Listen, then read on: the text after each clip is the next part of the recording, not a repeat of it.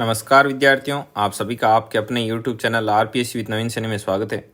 विद्यार्थियों, हम यहाँ से पढ़ना शुरू करेंगे। आगे इससे पीछे का सारा पढ़ रखा है हमने, पिछले वीडियो में आप देख सकते हो।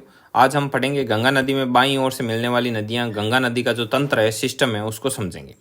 तो देखो, गंगा नदी में बाईं ओर से मिलने वाली नदियों में सबसे पहले है रामगंगा नदी, जिसका उद्गम नैनीताल से होता है। उसके बाद में है गोमती नदी, और उसके बाद में घाघरा नदी, और उसके बाद में गंडक नदी, और उसके बाद में कोसी नदी, और फिर आती है महानंदा नदी। महानंदा नदी है वो इम्पोर्टेंट है, इसका उद्गम दार्जिलिंग से होता है और बाईं तरफ से मिलने वाली ये अंतिम नदी है। इस चीज़ का ध्यान रखना है, ओके। और एक यहाँ पर एक परियोजना बनी हुई है, देखो यहाँ पर, और इस परियोजना का नाम है फरक्का परियोजना, जो कि गंगा नदी पर बनी हुई है, और ये वेस्ट बंगाल, पश्चिम बंगाल में बनी हुई है। तो इसका भी आपको विशेष ध्यान में रखना है। अब देखिए, होता क्या है कि गंगा नदी जब इधर बांग्लादेश में प्रवेश कर जाती है तो इसको पद्मा नदी के नाम से जानते हैं, और इधर से ब्रह्मपुत्र नदी आती है जो कि इसमें बांग्लादेश में इस पद्मा नदी से मिलती है, और फिर ये थोड़ी दूर तो आपके पद्मा नाम से ही चलती है, और फिर उसके आगे ये मेघना मंगना नहीं होगा, मेघना नाम से ये जानी जाती है बांग्लादेश में, ओके। और इसके अलावा ये गंगा नदी की वितरिका निकलती है। वितरिका मतलब ये वापस नदी में नहीं मिलती है, एक जलराशि निकल जाती है जो कि पूरे के पूरे जो वेस्ट बंगाल है उसके दक्षिण में से होती हुई फिर बंगाल की खाड़ी में जाती है। तो इसे हुगली नदी के नाम से जाना जाता है। तो ये सब चीज़ें भी आपको ध्यान में रखनी है। अब देखो, रामगंगा, उसके बाद गोमती, उसके बाद घाघरा, उसके बाद गंडक, उसके बाद कोसी, और फिर महानंदा नदी। ये इन नदियों का क्या है, क्रम है। तो सीक्वेंस आपको ध्यान रखना है। और कोसी नदी को बिहार का शोक कहा जाता है। ये चीज़ वेरी वेरी वेरी इंपॉर्टेंट है। आगे बढ़ते हैं। आगे है गोमती नदी। देखो, गोमती नदी, घाघरा नदी, और ये गंडक नदी, कोसी नदी। तो ये नदियाँ कौन कौन सी नदियाँ कहाँ कहाँ से निकलती है, इसके बारे में बताऊं।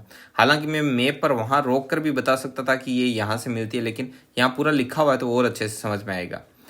देखिए, गोमती नदी है, ये गोमती नदी, इस क्वेश्चन आता है कि गोमती नदी के किनारे बसे हुए शहर कौन से हैं। तो लखनऊ और जो जौनपुर है वो इस गोमती नदी के किनारे बसे हुए शहर हैं। उसके बाद में आती है घाघरा नदी। तो घाघरा नदी ये तिब्बत के पठार में स्थित जो मापचाचुंग हिमनद है, हिमनद नहीं होगा, हिमनद होगा, ऐसे हिमनद। तो इस हिमनद से बना हुआ है, और नेपाल में इसे कर्णाली नाम से जाना जाता है। और इसकी सहायक नदियां हैं शारदा, और ये आपकी राप्ती, छोटी गंडक, ये सभी नदियां हैं वो इसकी क्या है, घाघरा नदी की सहायक नदियां हैं। और देखिए, शारदा नदी है वो नेपाल से निकलती है, और पहले तो इसे क्या कहते हैं, शुरुआत में इसे गौरी गंगा कहते हैं, और भारत नेपाल सीमा पर इसे काली गंगा कहते हैं। और जब ये यूपी में घाघरा से मिलती है तो इसे क्या कहते हैं, चौक कहते हैं। तो ये डाटा है ना इसका, ये बहुत ही महत्वपूर्ण है। इस डाटा को आपको ध्यान में रखना है स्पेशली। उसके बाद गंडक नदी है। तो गंडक नदी नेपाल हिमालय से निकलती है। कोसी नदी का उद्गम है वो नेपाल में 7 नदी धाराओं के मिलने से होता है, और मुख्य धारा है इसकी अरुण नदी, और इसका उद्गम माना जाता है गोसाईनाथ की चोटी से। और देखो, कोसी नदी है ना, ये मार्ग बदलने के लिए प्रसिद्ध है। मतलब ये क्या करती है, अपना जो रूट है वो चेंज करती रहती है। रूट बदलने के लिए ये बहुत ही ज़्यादा फेमस है। और रूट बदलने की वजह से कई बार क्या होता है कि पानी की मात्रा अन्य जगह पर बढ़ जाती है, जिससे बाढ़ आ जाती है, ठीक है। बाढ़ आने की वजह से इसे बिहार का शोक भी कहते हैं। तो कोसी नदी को क्या कहते हैं, बिहार का शोक कहा जाता है। ये पीडीएफ यदि आप प्राप्त करना चाहते हो तो आपको इन नंबर पर अपना नाम और डिस्ट्रिक्ट लिख के सेंड करना होगा, आपको अपनी पीडीएफ मिल जाएगी। और उसके बाद प्रिंट निकाल के और फिर आप आराम से वीडियो को देख सकते हैं। अब बाईं तरफ वाली देख ली। अब देखो, गंगा नदी में दाईं तरफ से मिलने वाली नदियाँ। तो दाईं तरफ से मिलने वाली नदियाँ कौन कौन सी है, देखो, जैसे ये यमुना नदी आती है, ये आकर प्रयागराज में यहाँ पर किससे मिल जाती है, गंगा से मिल जाती है। और इस यमुना की सहायक नदियाँ कौन सी है, चंबल नदी, सिंध नदी, और ये बेतवा नदी, केन नदी, ठीक है। उसके बाद गंगा की सहायक नदियाँ और कौन कौन सी साइड से, तो वो है टोंस नदी विंध्य क्षेत्र से। उसके बाद में है सोम नदी, ठीक है। और आगे कौन कौन सी आती है, ये देखो, ये छोटा नागपुर का पठार है, यहाँ से दामोदर नदी निकलती है, जिस दामोदर नदी को क्या कहते हैं, बंगाल का शोक कहते हैं, और कोसी नदी को बिहार का शोक कहते हैं। ये डाटा बहुत ही ज़्यादा महत्वपूर्ण है, ठीक है। और ये दामोदर नदी है वो फुल्टा के पास में किस में मिलती है, जो ये वितरिका निकलती है ना, हुगली नदी, गंगा की वितरिका, और ये आगे इधर बांग्लादेश में चली जाती है, फिर इसको पद्मा कहते हैं, पद्मा से आगे मेघना हो जाता है, वो अपन आगे पढ़ेंगे, ठीक है। तो ये हुगली नदी और ये आपकी दामोदर नदी, ये आपस में फुल्टा के पास में यहाँ मिलती है। चलिए विद्यार्थियों और आगे देखते हैं। अब ये कौन कौन सी नदियां कहाँ कहाँ से निकलती है, यमुना के बारे में, चंबल के बारे में, सिंध के बारे में, बेतवा, केन, इन सब नदियों के बारे में पढ़ते हैं। देखिए यमुना नदी का जो उद्गम है वो बंदर पूंछ श्रेणी पर स्थित यमुनोत्री से निकलती है, और गंगा की सबसे लंबी सहायक नदी यमुना है जिसकी लंबाई 1385 किलोमीटर है, और प्रयागराज के पास में ये किससे मिलती है, गंगा से मिलती है। अब इसकी सहायक नदियां कौन कौन सी है यमुना की, तो दाहिनी ओर से इसमें चंबल, सिंध, बेतवा, केन नदियां मिलती है, और बाई तरफ से इसमें टॉस जो हिमालय क्षेत्र से निकलती है, हिंडन, केरन, संगर, रिंद, ये नदियां मिलती है। ये छोटी छोटी को याद रखने की कोई ज़रूरत नहीं है, ठीक है। अब देखो चंबल नदी एमपी के महू के निकट यमुना में मिलती है, ये ठीक है, ये यमुना में मिलती है, और एमपी के महू जिले है ना, तो वहाँ से ये क्या होती है, निकलती है, तो ये उद्गम है इसका। केन नदी एमपी के सतना जिले से निकलती है, ठीक है, कैमूर की पहाड़ियों से, और इसकी सहायक नदियां सोनार और बीवर। सोन नदी का है वो भी एमपी के अमरकंटक की पहाड़ियों से निकलती है, और इस सोन नदी के जो मिट्टी है, इस सोन नदी की जो मिट्टी है उस मिट्टी में सोने के समान कण पाए जाते हैं, एकदम गोल्डन कलर के, अतः इसे स्वर्ण नदी भी कहा जाता है। और इसकी सहायक नदियां रिहंद और उत्तरी कोयल।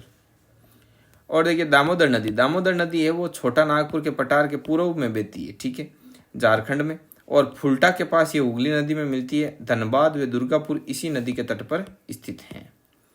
अगली आती है कर्मनाशा नदी है वो मिर्जापुर यूपी के कैमूर श्रृंखला से निकलती है तथा चौसा के निकट गंगा के दाईं ओर से किस में मिलती है, गंगा में मिलती है कर्मनाशा नदी।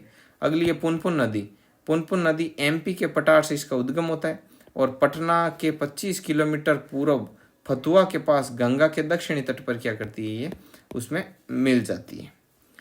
अब देखो गंगा नदी के तंत्र से जुड़ी जो परियोजनाएं हैं वो बहुत ही ज़्यादा महत्वपूर्ण है, इसलिए इनको एक साथ लिखा गया। जैसे टिहरी परियोजना है वो बिलांगना और भागीरथी नदी के संगम पर है। रामगंगा परियोजना है वो रामगंगा नदी पर है।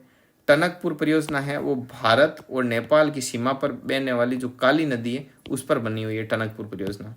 गंडक नदी परियोजना बिहार, यूपी और नेपाल की संयुक्त परियोजना है।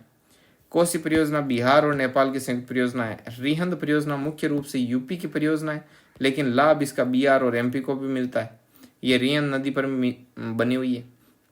पीपरी नामक स्थान है सोनभद्र जो लगता है इसका, और जिला सोनभद्र जिला यूपी। अब बाण सागर परियोजना है, ये भी सोन नदी पर है। शहडोल नाम की जगह एमपी में, वहां पर ये एमपी, यूपी और बिहार की संयुक्त परियोजना है। उसके बाद में माता टीला परियोजना, ये भी यूपी में, एमपी और यूपी की संयुक्त परियोजना है। चंबल परियोजना है वो राजस्थान और एमपी की संयुक्त परियोजना है। इसमें गांधी सागर बांध बना हुआ है एमपी में 84 के समीप, राणा प्रताप सागर रावत भाटा में, और जवाहर सागर बांध है वो कोटा में। आगे आती है दामोदर घाटी परियोजना झारखंड और पश्चिम बंगाल की संयुक्त परियोजना है। 1948 में भारत की पहली बहुउद्देशीय नदी घाटी परियोजना है। कौन सी? दामोदर घाटी परियोजना, तो इसको इंपोर्टेंट लगा लेना। और इस परियोजना का जो मॉडल है वो यूएसए के टेनेसी नदी घाटी परियोजना TUC पर आधारित है, तो ये भी इंपॉर्टेंट डाटा है। इसकी सहायक नदियां कोनार और बाराकर। अब इसके बाद में आता है ब्रह्मपुत्र नदी तंत्र। गंगा नदी तंत्र है वो कंप्लीट हो चुका है। अब अपन लोग पढ़ेंगे ब्रह्मपुत्र नदी तंत्र, और इस पर जो अपन नेक्स्ट वीडियो में बात करेंगे। अभी इतना ही सफिशिएंट है, तो मिलते हैं नेक्स्ट वीडियो में। तब तक के लिए जय हिंद, जय भारत।